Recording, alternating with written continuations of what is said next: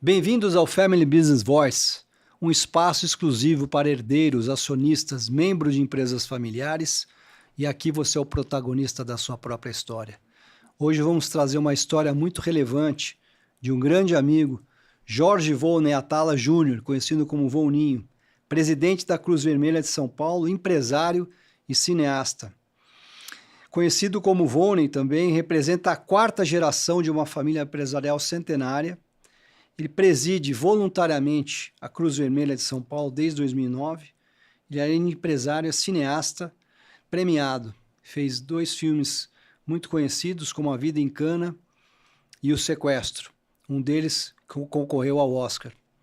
Membro do conselho da Ciplan, formado em Economia e Administração, com MBA em Lausanne e formação em cinema pela New York Film Academy. Boninho, uma honra te receber, você Obrigado. É um grande amigo e acho que tem uma história, uma trajetória da sua família muito bonita que tanto contribuiu para o nosso país. Bem-vindo. Obrigado, Nelson. Fiquei muito feliz quando você me convidou para vir aqui. Vou tentar dividir com você o que eu puder, da minha experiência de tudo.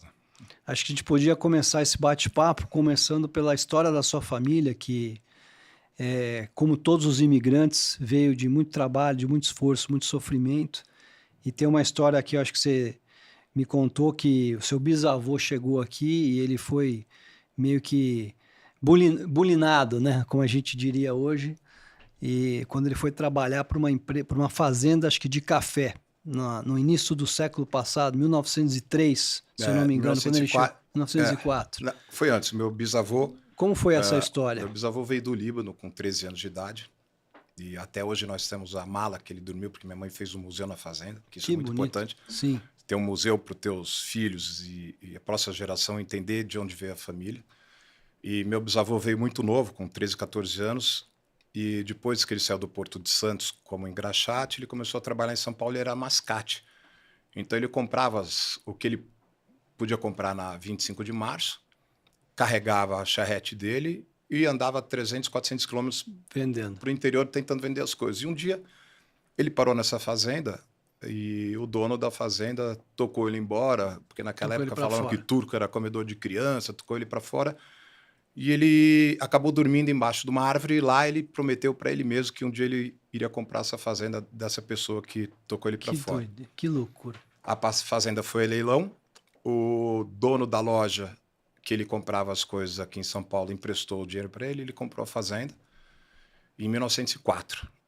E aí vieram 80 familiares do Líbano morar com ele todo. E a fazenda ainda está conosco, né, desde 1904. Começou com uma fazenda de café. Hoje nós temos café e cana nessa fazenda. E a fazenda que a gente passa o final de semana. Quase todos os finais de semana a gente passa lá. E tem o museu da família também, que minha mãe passou 8 anos fazendo esse museu, que eu acho que é uma parte muito importante. Se você... Para a continuidade do legado. Claro, porque meus filhos entenderem, entendeu? De onde veio a família deles e os filhos dos meus filhos também. A gente conversa muito aqui, inclusive entrevistamos também uma pessoa que trabalha com memória familiar, que fez o livro da minha família, e eu também estou nesse momento de construção do museu da família do nosso lado, e é bem difícil porque tem um acervo enorme, mas eu vou até te fazer uma visita para me inspirar um pouco nessa questão do museu. Tem carruagens da época que hospedava Dom Pedro II, que visitava o interior, né?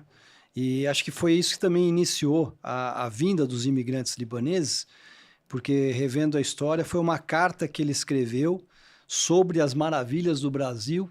E por isso que a gente acabou, né, nossos antepassados acabaram vindo para o Brasil, uma referência de Dom Pedro ter visitado o Líbano e ter contado sobre as maravilhas daqui. Ah, que bom. Então foi assim que tudo começou, mas muito bonita essa questão de trazer os valores familiares para as próximas gerações através da história, né? Sim. E o seu pai também foi uma pessoa muito relevante, né, dentro do setor. Você falou que começou com café, depois vocês partiram para o setor sucroalcooleiro, bem no início da década de 20, de 30? E quando que começou? Meu pai nasceu em 1928 e meu bisavô, infelizmente, na queda da Bolsa nos Estados Unidos, ele acabou morrendo de tristeza. Ele veio para São Nossa. Paulo se tratar, Creche morreu do aqui em São café Paulo. também, Café, 29. porque os cafeicultores tiveram que queimar o A estoque de produção, café. verdade. Você era obrigado a queimar o café. Imagina você um fazendeiro, você é um usineiro e ter que queimar seu açúcar que você passou o ano inteiro trabalhando para tirar da cana. Sim. E ele morreu de tristeza. E minha avó acabou perdendo as fazendas quase todas. Ela virou professora para poder sustentar os Nossa. filhos. Os filhos não tinham. Pra você ter ideia, meu pai falou que não tinha papel higiênico na fazenda, porque eles não tinham dinheiro para nada. E meu pai fez um application para uma bolsa de estudos que estava sendo dada pelo Rotary, aqui em São Paulo. Ele entrou em primeiro lugar e foi para MIT. Seu pai fez Dos Estados MIT? Unidos. Ele entrou no MIT com Que bolsa. loucura. O professor do MIT falou assim para ele que ele deveria trocar para engenharia de petróleo, porque não tem engenharia de petróleo no Brasil. Então ele saiu da engenharia têxtil e foi até Oklahoma estudar petróleo. E foi o primeiro engenheiro de petróleo do Brasil. E lá que ele ficou muito amigo da família Moraes, porque ele estava no Colorado School of Mines, o Dr. Antônio, o Hermílio. Ele trabalhou junto com o Dr. Antônio Hermílio de Moraes. Não, ele estudou junto. Eles Estudaram estudaram juntos. Foram grandes amigos. Tanto que ele foi padrinho de casamento do meu pai foi padrinho de casamento dele. Mas aí meu pai voltou, construiu as primeiras refinarias do Brasil, e aí trocou as ações dele que ele tinha para comprar uma usina. Comprou a usina do Varjão, lá perto de Brotas. Uma usina quebrada, usina de velha. açúcar e álcool na época. Álcool com as terras muito boas. E aí que ele começou, depois que ele foi convidado para ser presidente da Copersucar também. Do Instituto do Açúcar e do Álcool. Também. E aí é que a gente, quer dizer, que ele fez essa carreira profissional nisso. Depois ele saiu da Copersucar e começou a cuidar dos negócios da família, entendeu? Ele comprou a fábrica de cimento, fábrica de negro de fumo na Bahia, fábrica de cimento em Brasília, mineradoras, uma jazida de níquel e terras no Acre também que a gente comprou. Então, hoje, a família tem ainda esses negócios. Foi um grande protagonista, que eu acho que na mudança da crise do petróleo, acho que é uma visão que ninguém teria quando faltou o petróleo. E ele, acho que foi o grande incentivador ou idealizador do Proálcool. Do Proálcool foi, porque faltava mesmo. E aí a ideia dele foi pegar o excedente do açúcar e transformar em álcool. E usar o álcool como combustível para carros. E aí como é que chama que era presidente da Volkswagen na época, amigo dele? O Garneiro. O Garneiro era presidente e desenvolveu o motor a álcool. Foi, é verdade. Quando começaram os carros a álcool. Entendeu? Era difícil, o carro nem pegava de manhã, você lembra? Tinha que esquentar o carro ou jogar um pouco de gasolina no... Mas funcionou hoje, o mundo inteiro. Nós crescemos.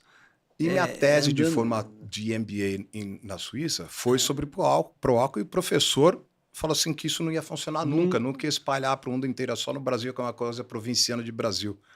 E hoje qualquer bomba na Europa, você coloca, tem álcool ou etanol. Todos os carros, né? Os Estados Unidos, o E85, que tem 15%. E isso que eu ia te perguntar, como é que foi você crescer dentro de uma família empresária tão relevante? Como é que foi a sua trajetória? Eu li que você morou fora, você fez formação em Lausanne também, na Suíça. Como que foi essa sua liderança dentro da família? O espaço, né, que você conquistou? Meu pai sempre colocou em primeiro lugar os estudos. Como ele estudou fora do Brasil, ele queria que eu e minhas irmãs estudássemos fora também. Não é porque não falta faculdade no Brasil, mas é só para ter essa experiência. Sim. Então, eu fui para o Texas, né, fazer economia lá na Universidade do Texas. Em Austin. Em Austin. Meu primo já tinha feito lá também. E aí depois acabei indo para a Europa. Eu fui morar na Espanha um tempo. Eu queria aprender a falar espanhol, porque eu tinha tanto amigo mexicano em Austin que eu falei, preciso aprender a falar essa língua.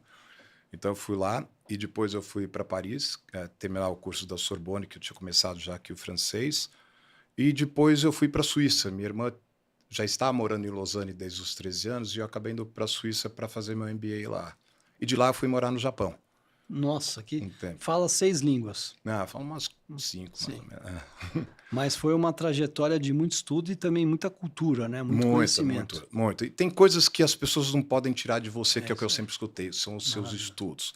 É. Uma coisa, tira tudo, mas o que você tem de estudo, ou de cultura, ou de tudo que você pode fazer durante a tua vida que vai te formar como uma pessoa, ninguém tira isso de você, suas experiências, né? Sim. Tudo bem, eu morei em vários países, mas me ajuda muito, hoje em dia, a ter esse conhecimento de vários lugares que eu tenho, sabe? De várias culturas, alguns idiomas que eu falo, mais ou menos, que ajuda bastante, mas eu acho que os estudos é algo que você sempre deve fornecer para os seus filhos, nunca tirar É. ou sempre estimular eles a estudarem ou a se formarem, né? Mesmo hoje em dia que muita gente não quer se formar porque acha que faz A dinheiro informação tá com aí.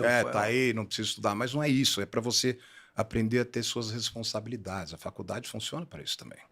Eu tive entrevistando meu filho aqui, né? Que foi exatamente esse tema da importância da capacitação e o debate ele mas a faculdade não é tão importante porque não era lá que estava o conhecimento, mas sim também os relacionamentos. E ele falou que foi buscar muito em autodidata dos estudos que ele queria saber, mas a faculdade é como você falou, é um centro de muito conhecimento e relacionamento, né? Imagino que você deve Sim, ter feito amizades e o networking que você tem hoje da vida da inteira vida inteira, veio da tudo. sua Sim, trajetória claro. na academia. É. E como é que você foi parar no Japão? Por que Japão? Curiosidade aqui. O Por caminho normal, ok, fez lá faculdade, fez MBA fora, Lausanne, mas Japão. Mas eu queria ter ido para o Japão com 15 anos de idade, em 85, 86, que teve uma feira enorme lá, acabei não indo. Tá. E nós tínhamos uma fábrica de café solúvel, Ah, é que verdade. chamava a Companhia Mogi de Café Solúvel. E nós fomos o primeiro a fazer o café liofilizado orgânico. Eu lembro, eu tive na fábrica com a sua Então, irmã. e nós tínhamos muitos clientes japoneses. Então, como eu É, acabei de terminar o MBA, do dia seguinte eu fui para o Japão. Quero fazer quero aprender um pouco de japonês. Eu queria estudar a língua japonesa para fazer negócio com o japonês também. sim. E aí, depois de um ano, teve terremoto lá em Kobe, aí teve uma seita que jogou gás na estação de metrô que eu pegava. Minha mãe ficou um pouco preocupada, pediu para eu voltar. Em vez de ficar 3 anos, eu acabei ficando um, mas Mas suficiente. pegou. Um ano acho que já dá para É. pegar bem. Na época Não, não existia tradutor para nada, em 95, né? Você tinha que aprender na marra. nem um óculos da Meta que traduz. Agora Nada. tá fácil. Mas sabe que eu fui para Hong Kong? Meu primeiro negócio foi montar uma distribuidora de produtos importados para com a China. Logo que abriu a importação, né? Quando o Collor entrou e eles não falavam inglês. E você tinha que usar tradutor. E a maior dificuldade era a questão da confiança, porque você comprava mercadoria, eles te mandavam muitas vezes vinha tijolo, container cheio de É. coisa errada.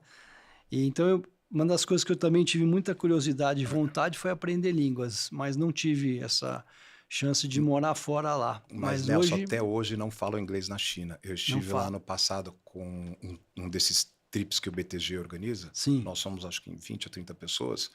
Você não consegue pedir uma água, você não consegue pedir uma coca, você não consegue ainda pedir um mais no café. interior, né? Que não Não, em falam muito. Shanghai, Beijing, você não consegue falar water. Eles não entendem o que é. Você fala Coca-Cola, não entende.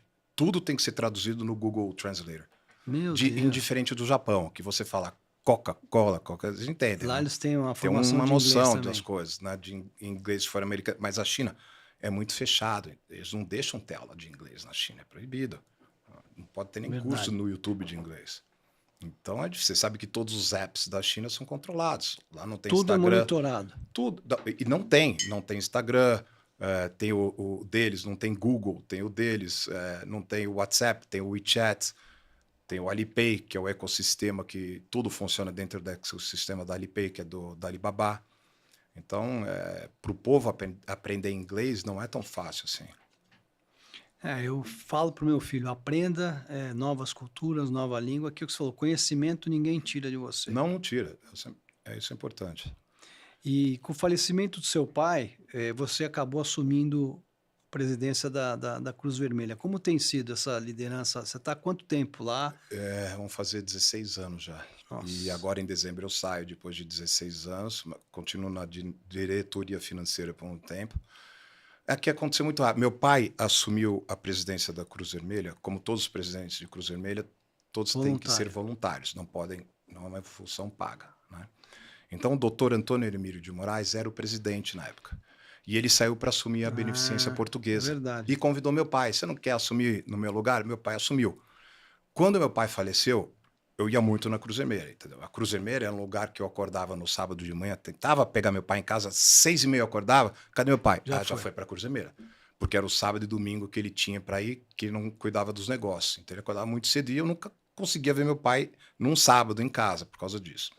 Então eu sempre ia lá e as pessoas me conheciam. E quando meu pai faleceu, que ele faleceu assim, no, no meio do dia, muito rapidamente, foi um susto para todo mundo, pediram para assumir a presidência e eu assumi. E foi em agosto de 2009. E o doutor Antônio Hermílio de Moraes era o vice-presidente, até o falecimento dele também. E lá é uma coisa constante, não para. Para você ter ideia, em 2024 atendemos 735 mil pessoas. Então, sempre no estado de São Paulo. Mas quando tem desastres, por exemplo, as chuvas no sul, ou desastre em Minas, Maranhão, a gente, a pedido dos presidentes estaduais de lá, nós podemos ajudar. Mobilizar. Mas a nossa atuação é São Paulo. Por exemplo, na pandemia, o nosso hospital, nós temos um hospital lá particular. O prefeito, que era, na verdade, era o Bruno Covas, na época, ele precisava de leitos para atender as vítimas do Covid. Então, ele foi no nosso hospital e pediu para nós pararmos de atender pessoas, o hospital normal, para ser um centro de Covid da prefeitura. E transformamos num centro de Covid da prefeitura durante 2 a 3 anos. Eu me lembro desse trabalho, questão de cestas básicas que vocês mobilizaram. Muito. Era o dia inteiro. A pandemia cansou todo mundo. Me cansou muito também, porque na pandemia foi a época que nós mais trabalhamos. Ninguém ficou em casa na pandemia. A gente ia para comunidades, distribuir cesta básica. Trabalhava mais do que hoje, muito mais do que hoje, do que um estado normal que só precisa de... sabe, que a gente só atende pessoas assim, que é do dia a dia, não é uma pandemia. Então, para quem não conhece muito a organização, você pode contar todas as atividades que ela faz e quantos países ela está? Eu vou te contar o histórico, que é uma história muito bonita. Legal. Um suíço chamado Henri Dunant, ele veio de uma família rica da Suíça, Genebra, e ele foi para a Tunísia, norte da África, lá porque ele começou um negócio de windmills, cataventos, que coletava água. Era água encanada coletada por cataventos. E ele precisava fechar um contrato e quem regia o norte, a Tunísia, era a França. Exato. Então ele precisava falar com Napoleão III, que era o sobrinho de Napoleão Bonaparte. Napoleão III estava no norte da Itália, que ia ter a Batalha de Solferino. Então era Napoleão III com os italianos, Vittorio Emanuele, tentando expulsar os austríacos que queriam entrar na Itália. Ele chegou no dia seguinte dessa Batalha de Solferino. Quando ele chegou para falar com Napoleão III, ele ficou horrorizado com o pós-batalha, que era o quê? As pessoas chegavam de cavalo, pisoteavam na cabeça de todos que estavam morrendo, terminavam de matar as pessoas. Ele falou, o que está acontecendo? Não tinha ninguém para ajudar os enfermos ou os que estavam machucados da guerra. Então, o que ele fez? Ele esqueceu o que ele tinha que fazer com Napoleão, dos próprios negócios dele, pediu autorização para ele poder ajudar as pessoas que estavam ali morrendo, e ele organizou um grupo de freiras em volta da cidade para serem as enfermeiras. São as primeiras enfermeiras do mundo. Essas freiras ajudando as pessoas que estavam morrendo. Ele voltou para casa e escreveu um livro, que é muito bonito, chama Memórias de Solferino, onde ele relata tudo o que aconteceu durante essa guerra e ele sugere para a Europa, que na Europa eram alguns países que participaram dessa convenção, acho que 14, se eu não me engano, a criação de uma entidade criada por voluntários para ajudar pessoas em época de guerra, que tivesse livre acesso em todos os campos de batalha. Como ele era suíço, neutro, essa federação desses países falou, ok, e para honrar a Suíça, nós vamos inverter a bandeira da Suíça. E vamos por isso que foi criada a Cruz Vermelha. Entendeu? A inversão da bandeira suíça. E a primeira ambulância do mundo Por que o símbolo da ambulância? Porque eles pintavam uma cruz nas charretes vermelha para ter acesso nos campos de batalha, para retirar os que estavam ninguém bombardear. E hospitais eram centros de cruz vermelha, era uma bandeira estiada alta com uma cruz pintada vermelha, que hoje você vê em todos os hospitais e ambulâncias do mundo. Sim. Então foi aí que começou a Cruz Vermelha. Ele doou todo o dinheiro que ele tinha para essa instituição e foi expulso da Cruz Vermelha porque ele ficou pobre, não tinha mais dinheiro. Imagina. Esses 5 líderes de organizadores expulsaram ele. Ele ficou pedindo dinheiro, dormindo na rua na França.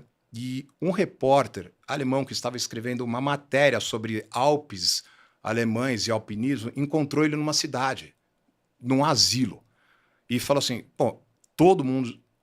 Você ajudou? Todos, não, o mundo inteiro acha que você já estava morto, ninguém sabe onde você estava. E escreveu uma matéria dele, sobre ele, e ele foi o primeiro vencedor do Prêmio Nobel da Paz. Nossa, foi aí essa história é maravilhosa, essa eu não sabia. E aí ele pegou o dinheiro do Prêmio Nobel e devolveu para a Cruz Vermelha de novo e morreu nesse asilo. Bom, dedicou a vida dele a uma foi o primeiro prêmio Nobel. O primeiro prêmio Nobel foi ele que ganhou. Ele dividiu com mais uma pessoa. Dedicou a vida a uma causa nobre. Hoje é a maior instituição de voluntários do mundo, mas poucas pessoas conhecem essa história. Você viu quão importante é a história? É a mesma coisa uma história de família. Sim. Entendeu? Você tem que saber de onde veio teu bisavô, o que ele fez, o que teu avô fez, o que teu pai fez. É a mesma coisa. A primeira coisa que a gente passa para os voluntários que querem ser voluntários da Cruz Vermelha é esse histórico da Cruz Vermelha, só que com mais detalhes. Sim, para saber aonde eles estão e por que eles estão ali. Claro, exatamente. E você acha que essa história te motivou a você ir para a academia de cinema? O que te levou a sair? Não só sair, mas também trabalhar no mundo empresarial, mas é uma paixão sua? É uma vocação? Eu sempre... A Universidade do Texas tem um centro muito grande de cinema, né? Muito conhecido. Chamado RTF, Radio, Television and Film. Ok. E eu queria fazer lá, mas não consegui fazer, porque você sabe que o pai pede para você fazer economia, administração, alguma coisa que tem a ver com a família. E cinema não tinha nada a ver com a família. Essa história a gente conhece bem. E aí, depois que eu voltei para o Brasil, que eu comecei a trabalhar com meu pai, você sabe que é a mesma coisa que da tua tese lá, do INSEAD, do teu livro, você sabe a dificuldade que é uma pessoa vir trabalhar num negócio de família e o fundador, o líder, não está preparado para delegar para essa geração as coisas que ele tem que delegar. Então eu falei, bom, já que eu não estou me sentindo importante aqui, eu vou para Nova York estudar cinema. Aí eu fui, fiquei 1 ano lá, e aí fiz esse primeiro filme chamado A Vida em Cana, que foi muito bem, quer dizer, foi um filme que eu filmei nas plantações de cana da usina nossa. Foi exibido em 56 países, em 56 festivais de cinema, 16 prêmios. E aí eu resolvi fazer o seguinte, o próximo, que chamava Sequestro. Esse demorou muito, porque ninguém queria fazer esse filme comigo, todo mundo tinha medo. Lembra do sequestro aqui nos anos 2000? Teve, na época, acho que foi o sequestro do Abílio também, nesse período. Um monte de gente era sequestrada em São Paulo no início, em 2000, 98, carros blindados. Então, não quero mexer com isso. Falei, tá bom. Quem é esse cara aqui querendo falar de sequestro e... E aí demorou muito, porque a divisão de sequestro de São Paulo é muito fechada também. Então, demorou quase 1 ano para eu conseguir acesso. E hoje, o delegado que ficou muito tempo comigo lá é o delegado-geral de São Paulo hoje. Poxa, não sabia. Que era o delegado anti-sequestro. Esse filme A Vida em Cana, eu me lembro bem quando você lançou, inclusive eu estava morando em Miami, e foi ali em South Beach, num cinema bem conhecido, e foram bastante amigos te prestigiar, mas foi um filme que me marcou muito porque a vida também da pessoa, hoje tudo muito mecanizado, a tecnologia chegou praticamente, a pessoa nem toca na colhedeira de cana, GPS, dirige, mas a vida do antigo boia fria era muito sofrida, né? E você retratou muito essa dificuldade também do nordestino que vinha procurar o trabalho aqui e acabava caindo nos canaviais. É sofrida, mas se você... Eu perguntava para quase todos, e todos, a primeira coisa que eles vão falar é saúde. Hoje as pessoas falam, eu quero dinheiro, não sei o quê. O trabalhador pensa na saúde. Sem saúde, a pessoa não consegue trabalhar. Não trabalha. Não trabalha. Então, esse foi um grande aprendizado para mim, essa simplicidade das pessoas, esse trabalho duro, entendeu? Porque uma pessoa cortar 10 a 12 a 15 toneladas de cana por dia é muito trabalho, entendeu? Então, nós estamos falando de pessoas que vinham de Alagoas, Piauí, todas as usinas aqui da região de São Paulo, né? Trabalhar o dia inteiro, porque o cortador de cana almoça às 9 da manhã, não almoça meio-dia. Aí, o pessoal passa de ônibus na casa dele 5, 6 horas e 9 horas estão almoçando. O cara acordou 3 da manhã, 3 da 5 manhã. horas já está no campo. Exatamente.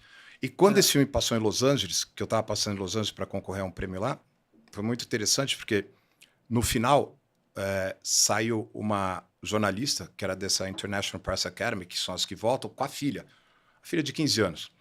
E a jornalista chegou para mim e falou: minha filha tem um negócio muito importante para te falar. Eu falei: o quê? Ela estava até hoje pedindo dinheiro porque ela queria comprar um brinco de brilhante e ela falou que não quer mais esse dinheiro, que não é mais importante para ela. Isso daí. Fiquei emocionado. Depois que entendeu? Que ela não sente mais essa importância de ter essas coisas materiais, porque, sabe? E foi muito importante, porque você vê mesmo que mexe com as pessoas. Quanto impacta nas pessoas. A gente nem imagina um trabalho desse, quanto reverbera, né, na vida de milhares, milhões de pessoas. E como foi conciliar essa questão da vida de empresário, vida familiar, né, com o cinema? Você conseguiu? Você estava entre os dois mundos ou você ficou dedicado por um tempo só no mundo? O segundo filme, O Sequestro, foi mais difícil, porque nós filmávamos de 11 da noite até 5 da manhã, que era onde tinham os casos de pagamento de sequestro. Nada acontecia muito de dia, entendeu? Ou as invasões nas casas de cativeiro geralmente eram 6 da manhã, quando nasce sol. E eu ia para o escritório, direto para o escritório depois, para editar. Então, eu passava no escritório nosso, de negócio. Eu montei uma sala pequenininha de edição lá, para eu poder passar meu dia lá com meu pai também. Então, eu trabalhava, editava, 24 horas. Filmar, voltava. 24 horas. Que tempo bom, hein? Mas não faria isso de novo. Não, é muito trabalho. Que época que foi essa? 2010 eu lancei esse filme. Esse que foi concorrido ao Oscar? Esse que entrou na lista longa dos Oscars. O único brasileiro que entrou. Tem uma lista longa e uma lista curta. A lista curta e era um longa, né? É um longa. E agora eu tenho outro que eu vou fazer que é baseado num dos casos do filme, mas é uma ficção, chamado 41 Dias. Nesse meu filme que eu fiz, nesse documentário, tem um empresário da região de Osasco que fica 41 dias enterrado embaixo da terra, no cativeiro dele, dentro de uma manilha de obra. É um caso verdadeiro, verídico? Verídico. Uau! O pessoal veio do Nordeste fazer esse sequestro. E porque tinha funcionários da empresa dele que eram parentes e chamaram essas pessoas de outro estado para vir fazer o sequestro dele.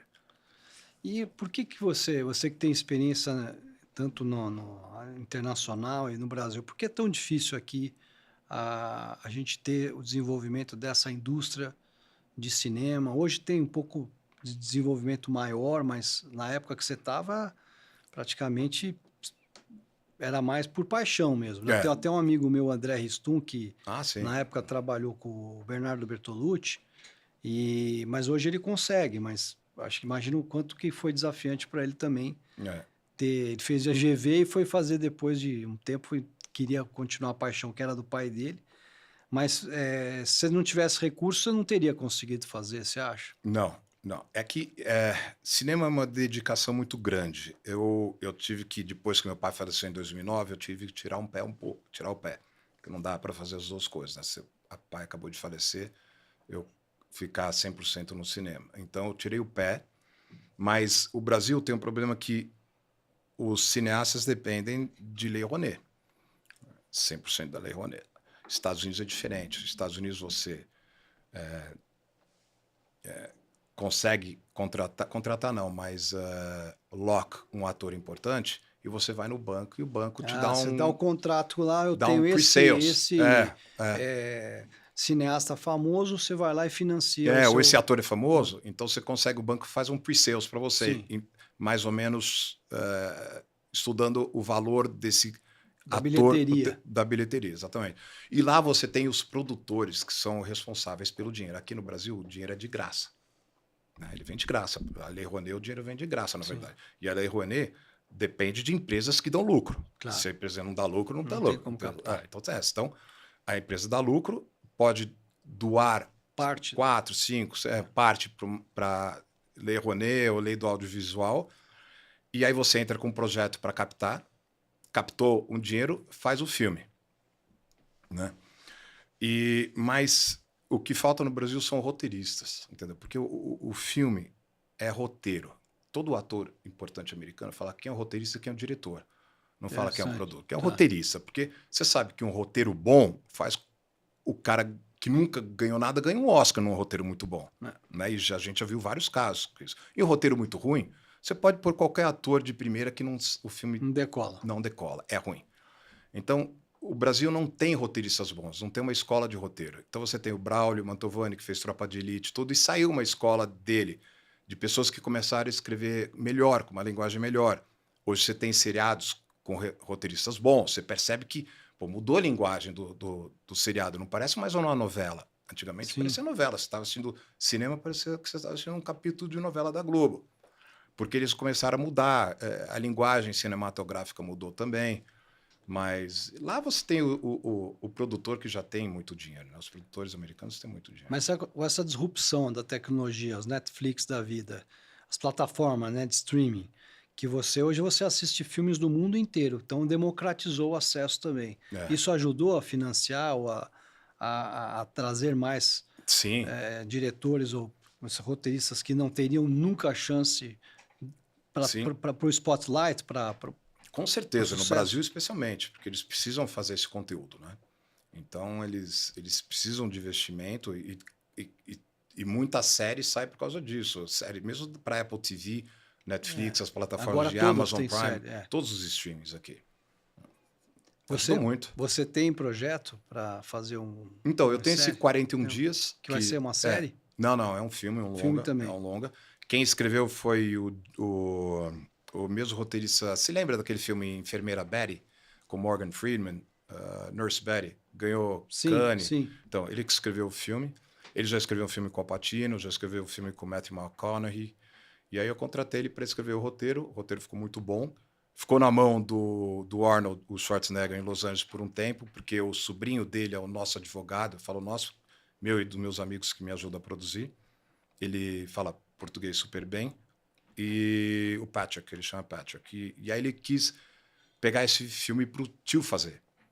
Só que é um papel que demanda muito, porque a pessoa fica dentro de um tubo 40 dias, então tem que perder muito peso para esse papel. Aí ele ficou doente, não podia fazer esse papel e a gente trouxe para o Brasil o roteiro. Falando em papel, né? O que você pensa, qual o papel das famílias empresárias na filantropia e no impacto social? Você vivenciou muito na pandemia com a Cruz Vermelha, né? Mas você viu uma mudança de comportamento? O brasileiro, eu falo isso que é diferente do americano. O americano começa no jardim de infância, no middle school, no high school, a fazer trabalhos sociais. Colégios americanos aqui no Brasil e os colégios americanos lá fora. Então, meu filho ia jogar bingo lá nos Estados Unidos. Ele foi estudar num colégio interno, os dois, o filho menino. É o boarding school, né? É um boarding school. Então, eles iam jogar bingo com os velhinhos. Então, você já começa desde criança a ter uma sensibilidade maior por pessoas que precisam de alguma coisa. No Brasil, a gente não tem isso. Então, na Cruz Vermelha, a nossa dificuldade é ter doações recorrentes. Porque aqui a lei te dá, você pode descontar 1% uma empresa para doar para uma Cruz Vermelha. 1%. Mas você pode descontar mais para doar para cinema do que para uma entidade tipo filantrópica. Então, nos desastres, as pessoas doam mais. Então, época de desastre, o brasileiro doa mais. Mas no dia a dia não doa. Não é que nem nos Estados Unidos, que as doações vêm frequentemente. Não tem uma cultura de doação. Não tem uma cultura de doação. Entendeu? E não tem benefício do governo para doação. Nos Estados Unidos, você desconta lá 100% do teu imposto, você doa para a faculdade. Por isso que tem também muitas famílias empresárias doam 100%, às vezes. Exatamente. Você vê nos Estados Unidos prédios com nomes de famílias empresárias. O prédio da faculdade, por causa das doações. Então, Eu acho que aqui no Brasil, infelizmente, nós não temos essa cultura de doação, que eu acho que deveria ter mais. Então, isso falta um pouco para nós. Infelizmente, essas entidades, tipo GRAC, esses hospitais que cuidam de câncer, eles têm que ter um departamento que ficam correndo atrás, captando doação. Em vez da doação vir livremente do empresário, uma pessoa que tem dinheiro sobrando que pode doar. Né? Essas doações livres vêm muito pouco, mas é muito pouco, quase nada. Me envolvi muito, né, com a questão do terceiro setor, principalmente antes da pandemia, pelo fato exatamente de eu pensar que as famílias empresárias, não é que ela tem essa questão, vamos incentivar, vamos melhorar a cultura, elas têm a obrigação da doação, porque o impacto que a gente causa nas comunidades é muito grande. Muito grande. Então, como você falou, se você deixa de fazer qualquer ação, você simplesmente está enxugando gelo. Então, o dinheiro ele tem que chegar para quem precisa. Para isso, a gente tem que mudar a lei, incentivar e melhorar a questão da cultura de doação no Brasil, que ainda é muito pouca. Como você falou, a educação ainda não é incentivada. Você não aprende isso desde pequeno. Eu até faço parte de um grupo que chama Movimento de Cultura da Doação e a gente vê o desafio que é manter essas ONGs vivas, porque é o que você falou, os caras têm que ficar captando dinheiro, aí a empresa vai mal um ano, deixa de doar, todos os programas sociais da ONG acabam. E tem uma hora que você não aguenta mais atender essa pessoa pedindo dinheiro, porque eles mudam o telefone até você dar. 9666, não sei o quê. Não, eu sou representante. Eu sei, eu já doei. E liga de novo pelo mesmo número. E isso atrapalha muito. Até as empresas falam, eu não quero mais doar para essa pessoa que fica me ligando o tempo inteiro. Né? Você começa a pegar. Eu estou bem envolvido também num projeto novo de impacto agora no centro de São Paulo, Retrofitar, que está sendo para tentativa de mudar novamente, tirar ali as áreas de fragilidade da Cracolândia, que está sendo retransformada em projetos de capacitação, né? Mas é um desafio enorme, né? Ontem mesmo tivemos uma empresa para solicitar doações ou empenho, e é o que você falou, é todo o tempo pedindo ajuda, pedindo para ajudar, para doar, e poderia vir isso de forma muito mais livre, espontânea. A pessoa sente no coração a vontade de doar. E as empresas ajudam bastante. Então, por exemplo, o Klabin doa todas as caixas de papelão para as campanhas que a gente tem. Que vocês usam, né? Muito? Usa muito, bastante. Assim, bastante. Procter & Gamble, às vezes, manda caminhões de produtos de higiene e limpeza que vão vencer em 3 meses. Eles têm que tirar do supermercado. Então, nós montamos kits de higiene e limpeza, porque tem... Uma pessoa numa comunidade não compra pasta de dente e escova de dente para o filho, compra arroz e feijão antes de comprar pasta de dente e escova e shampoo. Então, são coisas, itens que nós doamos e as pessoas falam, nunca escovei o dente com uma escova. Nossa, assim, a gente nem imagina. Não, é assim. E eu levo no meu carro, no porta-mala, vários kits. Dá com um saquinho. Então, a criança está no farol, pega, dá um saco, tem shampoo, creme rinse, tem mods para as meninas, que às vezes a mãe não tem dinheiro para comprar mods, então, pasta de dente, tudo essas coisas. Essa é a coisa que as pessoas menos compram. Vai numa farmácia hoje, tenta comprar uma escova de dente e uma pasta de dente para ver quanto você vai gastar. E um shampoo. A pessoa não, vai todo o dinheiro, o recurso que é para alimento. Vai para alimento. A gente tem falado muito agora também, não só da questão do capital de dinheiro, capital patrimonial, mas também do capital socioemocional, né? Que eu acho que está muito em alta, é o Social Emotional Wealth. Mas você também aprendeu sobre Generational Wealth e coesão familiar com o John Ward, no IMD. Como foi essa formação? O que te trouxe de alinhamento, vamos falar, familiar, para que você pudesse também passar pelos desafios do alinhamento e da sucessão da sua família? Então, o John Ward, a primeira vez que eu fiz o curso com ele foi em 1994. Eu tinha acabado de me formar no MBA, já entrei lá e fiz. No IMD? IMD. A segunda vez foi em 2002. Nesse curso, nos ajudou muito porque os irmãos do Dr. Antônio Emílio de Moraes, ele, a Maria Helena, o Hermírio, que eles chamam de Hermirinho, e o José Hermílio, eles tinham acabado de contratar a McKinsey. E eles contrataram a McKinsey para fazer um estudo das próximas gerações e quem poderia ficar trabalhando, para fazer um case, porque eles são case, um exemplo, acho exatamente. que, de governança. Meu É o pai Grupo ligou Votorantim. para ele, doutor Antônio, falou: quem que fez para vocês? Sei. Ah, foi o Heinz da McKinsey. E contratamos a McKinsey. E teve muita coisa que o John nos ajudou, o John Ward nos ajudou, em dúvidas de como tratar isso. Como é que trata isso com o fundador? Como é que você trata... que você é, entendeu? Especialista em empresa familiar, sabe responder perguntas que a família não sabe. Não saberia. E consultores não sabem, porque eles não estão acostumados com os problemas do dia a dia. Você sabe que uma empresa familiar, primos brigam por causa de um tapete, briga por causa de uma mesa. Ah, essa mesa era da minha avó.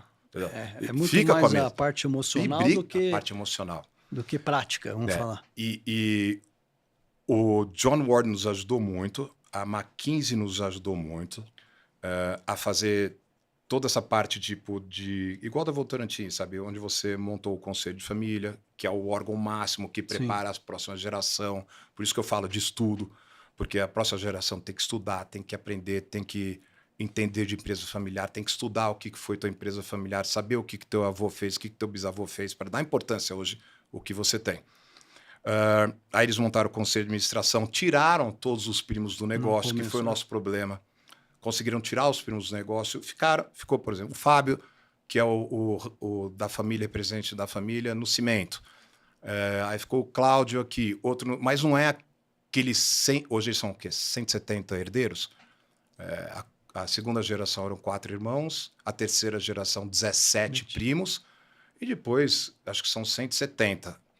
Mas eles aprenderam que o dinheiro não está trabalhando, o dinheiro está se a sua empresa gera. Está rendendo. Tá rendendo. E tirando os primos do negócio, eles começaram a funcionar melhor. Quer dizer, pagam dividendo para os primos, cada pai paga o que quiser para o primo, cada primo faz o que quer, são competentes no que fazem. Não quer dizer que eles não são competentes no ramo da família. Mas vamos deixar um executivo que a gente pode mandar embora a hora que quiser, tocando o negócio da família. Despersonifica, né? No nosso caso, não foi assim.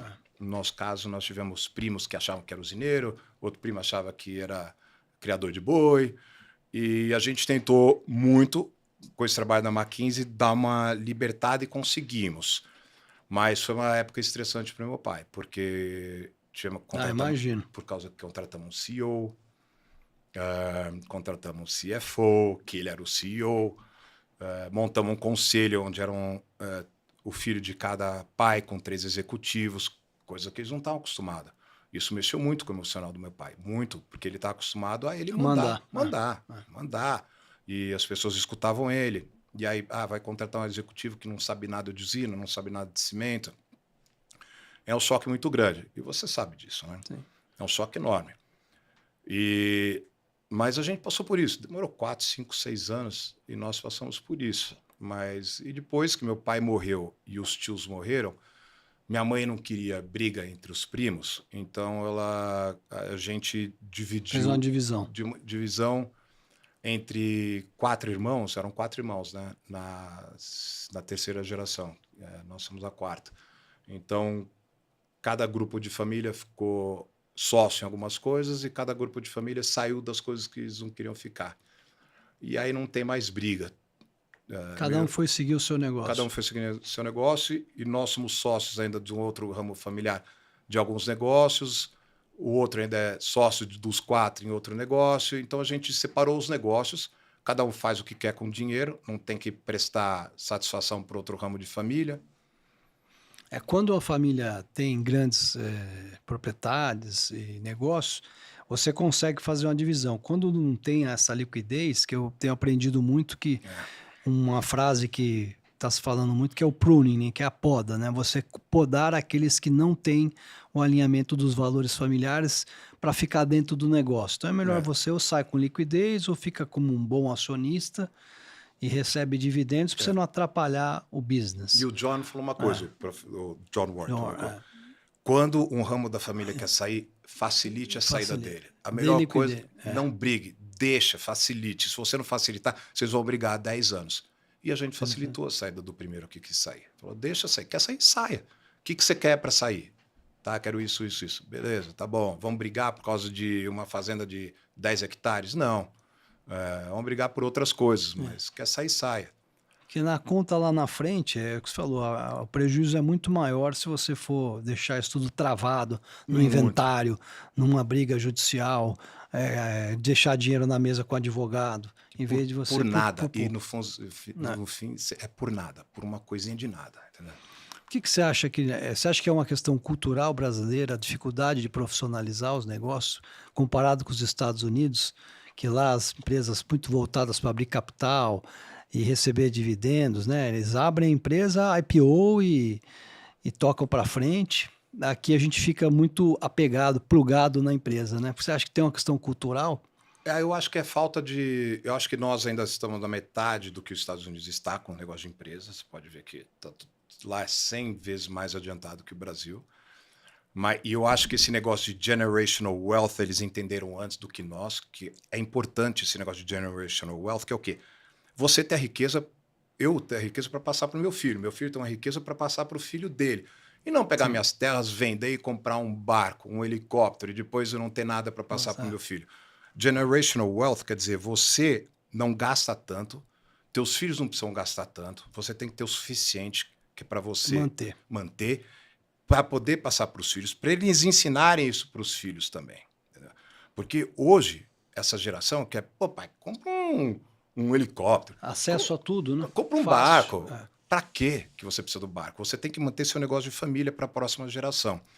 E uma das coisas que eu acho difícil no Brasil é que nós estamos na segunda, talvez, geração de fundadores, terceira geração de fundadores. No máximo terceira. Terceira, nós estamos na quinta por causa do meu filho. Mas eles não têm essa noção de passar para a próxima geração, preparar a próxima geração para poder assumir o que ele está fazendo. E preparar essa geração enquanto ele está vivo, não depois que ele morrer. Né? Então, os Estados Unidos têm um pouquinho mais disso daí. O Brasil não tem, porque o fundador eu que fiz tudo, para que eu vou contratar um executivo no meu lugar? Eu sou muito mais que executivo. Eu que fiz essa indústria, eu que fiz essa fábrica, eu que montei isso aqui, eu sei muito mais do que qualquer executivo. E tem isso daí. E esse apego ao negócio é o que acaba destruindo a empresa familiar, vamos chamar de familiar, Sim. Na terceira geração. Você, acho que 70% você escreveu, não é? 70% da segunda, hoje 13%, 15% vai para a terceira e menos de 3% chega na quarta. E outras coisas que eu aprendi no curso do John é que as empresas familiares mais antigas do mundo são proprietárias de terra. Essa é uma informação São proprietárias de terra. As maiores gerações de negócio são proprietárias de terra. Porque você vamos pegar uma usina com 40 mil hectares de terra própria. Se você fechar a usina, o que faz? Você tem as terras. As terras você pode arrendar, plantar, fazer qualquer coisa. Gera renda. Gera renda. E talvez gere mais do que a usina funcionando. Do que a operação. Mas se você tem uma usina que não tem terra e você fecha a usina, você faz o quê com a tua usina? Você não consegue fazer nada, porque você não tem outros negócios além daquela usina, né? Então, uma das coisas que ele mostrou bem no curso, com todas as empresas antigas, até inglesas, que tem aqueles campos para carneiro, estou falando que tem 5 hectares de terra, mas ainda está na família há 8 gerações, 9 gerações. Mas está lá. Mas está lá, é terra, está lá. Então, eu acho que é muito importante as ofertas. Acho que todo mês chega uma oferta, querem comprar a sua fazenda, querem comprar a sua fazenda. Você vai falar aqui, vou vender para quê? O dinheiro vai embora. Vai embora, o dinheiro vai embora. E se você mostrar para a sua próxima geração que você tem muito dinheiro e eles acostumarem com esse muito dinheiro, é só você morrer que eles vão vender o resto das coisas para ele continuar nesse modo de vida, operando de vida, de ter Ou seja, não chega na outra geração. Não chega na outra geração. Então, eu acho que é uma responsabilidade nossa, por causa do que meu bisavô fez, do que eles suaram naquela época, que passou para minha avó, que passou para meu pai, que passou para mim, as fazendas, de preservar para as próximas gerações, sabe? A terra está arrendada, está rendendo, a terra está arrendada, ela não está vazia. E é o suficiente para você sobreviver. É o suficiente. Estava vendo uma matéria recente do Bill Gates, eu acho que é o Bill Gates, que acho que ele é um dos maiores proprietários de terra hoje nos Estados Unidos. Tem mais negócio de valor nos negócios de terra do que da Microsoft. Então, assim, Então, o que que ele está vendo que a gente não está vendo? Tava lá que é a escassez, né? Que é o que você falou. Todo mundo precisa de alimento, precisa de terra para comer, ou plantar, ou gerar, né? Gerar riqueza. e terra não deprecia, não sofre depreciação. É verdade, só valoriza. Só valoriza. Accounting wise, na contabilidade, não tem depreciação de terra, mas tem depreciação da indústria. Tem da tua casa, tem dos imóveis que é construído em cima da terra. Tendo os brinquedinhos, Dos balcão, brinquedos, avião, avião. carro, helicóptero, É, casa e de praia. é tudo isso. É. Terra não deprecia. Então, terra é um ativo que hoje, você vê o preço do hectare há 10 anos atrás para hoje, o que valorizou. Verdade. E como tem sido esse desafio para você? Hoje você está como head do seu núcleo familiar, mantendo essa questão patrimonial, foi feita essa divisão também, depois de ter o falecimento da segunda geração, né, que foi do seu pai. Hoje, seus tios também, todos falecidos. Hoje Todos. vocês só em primos. Só em primos, e todos os primos se dão muito bem. Nós somos sócios na área de material de construção, junto com os franceses, que nós vendemos um percentual para o grupo Vicar, na área de cimento e concreto.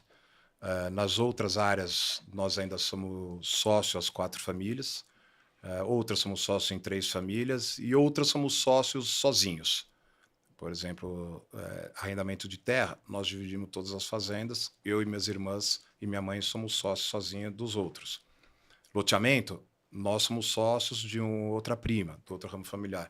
E ninguém briga. Conseguiram organizar dessa maneira. Sim. É o que você falou, gerando liquidez ali, dividendos ou renda, acabou, né? E não brigar. Eu falo, Nelson, não adianta brigar, porque sempre você vai ter um primo, um familiar que quer encrenca, porque ele acha que ele está sendo roubado de alguma forma. Entendeu? E tudo que você oferece, ele vai continuar achando que você está roubando ele levando vantagem. Tomando vantagem. Entendeu? Sempre você vai ter isso. Mas não briga, tá bom. Então o que você quer? O que você precisa para sair? Comunicação, que é o que a gente fala muito aqui. Transparência também, né? Que acho que a dificuldade da geração passada, né, dos nossos pais, é conseguir se comunicar de uma forma talvez menos agressiva, com mais democrática, vamos falar assim. Não tinha transparência. Na época, lá não tinha transparência, né? Que nem tem hoje nas empresas de relatórios, etc. Coisa. Só uma pessoa, só meu pai que olhava. É o que ele fala, é o que um falava. E mais ninguém. E aí, se quisesse olhar. E aí, se perguntar alguma coisa. Ficar ofendido. Para a gente ir fazendo essa parte da questão do legado, né? Que a gente está falando muito. Queria a sua opinião, né? Como que o cinema e a arte ajuda a inspirar propósito e transformação? Eu acho que todo mundo que é meio artista tem um lado mais sentimental das coisas, né? Então, legal. Eu sou muito sentimental por muita coisa. E eu acho que isso vem do artista, que é um pouco mais do seu lado artístico. Eu choro em filme, dou risada em filme. Eu choro até em novela. Minha mulher, o que você está achando? Fico emotivo, é isso aí. Então, mais sensibilizado com as causas. Mais sensibilizado com as causas. E quando você participa de uma coisa tipo Cruz Vermelha, que você entra nas comunidades e vê as necessidades das pessoas. Sim. E às vezes eu estou andando na rua e eu carrego o dinheiro no bolso para doar para as pessoas que eu... Sabe quando você está andando na rua e você sente no teu coração que você fala, putz, por que eu não dei um dinheiro para essa pessoa? Essa pessoa está precisando. Sabe, é Deus falando com você que ajuda essa pessoa. Ela realmente está precisando. Então, às vezes, ando com dinheiro no bolso porque tem pessoas que você vê que você tem que ajudar. Sabe? E tem pessoas que até hoje eu vejo nos faróis e que eu conheço, que me conhecem por nome, eu conheço por nome, de pessoas que eu ajudei, vou ajudando, sabe? Isso tem muito com ser voluntário, dessas entidades, dessas ONGs, assim, que você aprende muito isso.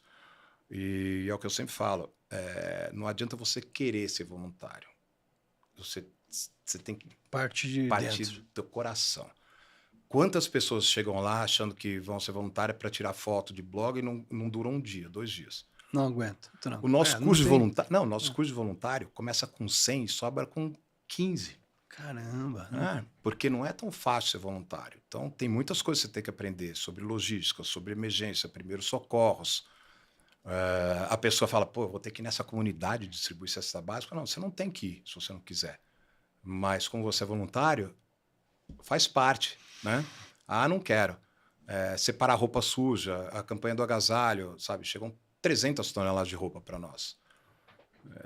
Então, eu acho que é mais aí, sabe? Eu acho que trabalhar com isso, voluntariar, é mais importante do que essa área de cinema, tudo para um crescimento Sim. da pessoa, sabe? Mas para você, falando de cinema um pouco também, o que te representou ter um filme listado para o Oscar? Muito bom, porque a gente sai daqui do Brasil, vai fazer um curso e, de repente, faz um filme que vai bem, né, esse da cana. Eu falei, o que eu vou fazer? Fazer um filme sobre cortador. Mas não é um filme sobre cortador de cana, chama A Vida em Cana, porque as pessoas passam a vida cortando cana. Literalmente, né? Literalmente. De maneira figurativa. Eu não gosto de fazer documentário chato, aquelas coisas narrativas. Então, não é um filme narrado, é um filme contado, história por pessoas, do dia a dia a gente está lá. E o filme do sequestro, mais ainda, porque o filme do sequestro foi um filme que eu falei, eu não vou ficar mandando para festival de cinema, que é muito cansativo. E aí, o Arnold Schwartzman, que era o presidente do Academy Awards nos Estados Unidos, gostou tanto desse filme, que falou, pô, eu vou levar esse filme para representar o Oscar de documentário.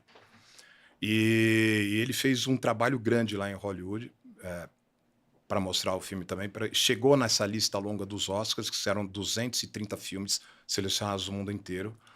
E aí, na hora de chegar para os 5 filmes, aí teve filme da época do Irã, Iraque, aquelas coisas que entraram no lugar. Mas tudo bem, foi uma coisa que eu consegui fazer. Eu só não fiquei morando lá porque tem os negócios da família aqui também. Sim, senão eu teria ficado lá, investido mais em carreira, essas coisas. Mas...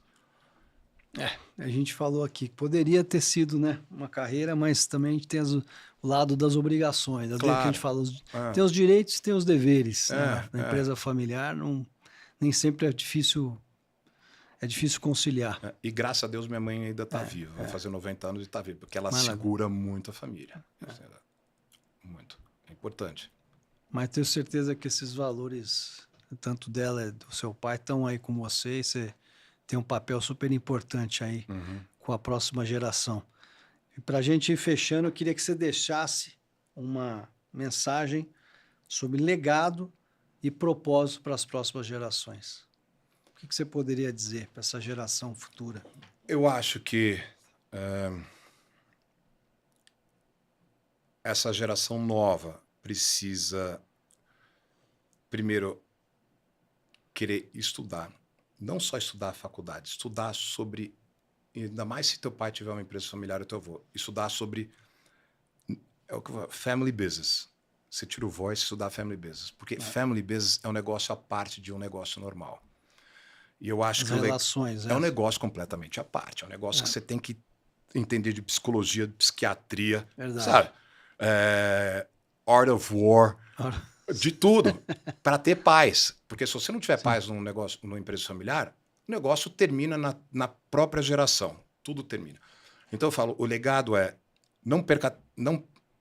não acha que é uma perda de tempo você estudar, não acha que é uma perda de tempo você fazer cursos com John Davis de Harvard, com John Ward, não sei onde. Não é uma perda de tempo esses cursos, porque cada um que você faz, você aprende mais e você aprende com outras pessoas que estão lá e você aprende os cases todos das empresas familiares e o que destruiu uma empresa familiar e o que levou essa empresa familiar à 10ª geração que está até hoje lá. Então, eu acho que o legado que eu gostaria de passar para os meus filhos, que eu acho que é importante, conheça de onde veio a tua família, conheça de onde veio a riqueza da sua família, conheça de onde veio a pobreza, a origem da pobreza do fundador da família, o trabalho duro com 13 anos, 14 anos, 15 anos, sabe? Sem ter onde morar, viajando de charrete 400 quilômetros para vender um par de botina, sabe? Estamos falando do meu bisavô, agora. É muito recente. Muito recente, entendeu? Só que essa geração de hoje, com essas distrações todas, não presta muita atenção na história do fundador do negócio. E eu acho que a gente mais deve deixar é isso, é o entendimento de onde veio a família, essa parte de riqueza, como é que fala? Generational wealth em português, mas A transferência os desafios da transferência da riqueza. isso eu acho que é a coisa mais importante. Mas não estamos falando só de dinheiro, estamos falando de pertencimento, orgulho, Cultura valores, empresarial, valores, que é a tradição. coisa mais importante, sabe? Isso tudo forma o caráter de uma pessoa, sabe? E essa parte de você conseguir transferir a riqueza, que eu falo, mas é o que você falou, Socioemocional. socioemocional de tudo da tua família, é isso, você não ficar mostrando, você não precisa gastar mais do que você precisa gerir o patrimônio que o teu pai deixou, que eu não trabalhei para esse patrimônio. Eu não trabalhei nada para ganhar esse patrimônio. Quem trabalhou foi meu pai. A mãe dele, o avô dele. Eu zero, eu sou herdeiro. Então, os herdeiros que vêm depois de mim têm uma responsabilidade de manter na família o que o avô dele construiu. Sim. E não de pegar e depredar esse patrimônio porque ele quer ter uma vida boa na Europa ou quer gastar não sei onde. Eu acho que é isso que é a coisa mais importante para passar para essa geração nova que gosta de ganhar dinheiro fácil e perder dinheiro da mesma forma que eles ganham, sabe? Maravilhoso, porque a gente fala muito aqui exatamente de como transferir os valores familiares como forma de perpetuar o legado. É isso aí. É isso. Muito honrado de ter você aqui, foi um enorme ensinamento e uma jornada bonita, com muitos desafios, e fiquei feliz que você pôde compartilhar aqui no Family Business Voice. Volney Atala Júnior, Volninho, cineasta, empresário, presidente da Cruz Vermelha de São Paulo. Foi uma honra te receber. Muito obrigado pela presença. Obrigado. Um abraço a todos e fiquem atentos para as nossas próximas edições do Family Business Voice. E até o próximo episódio.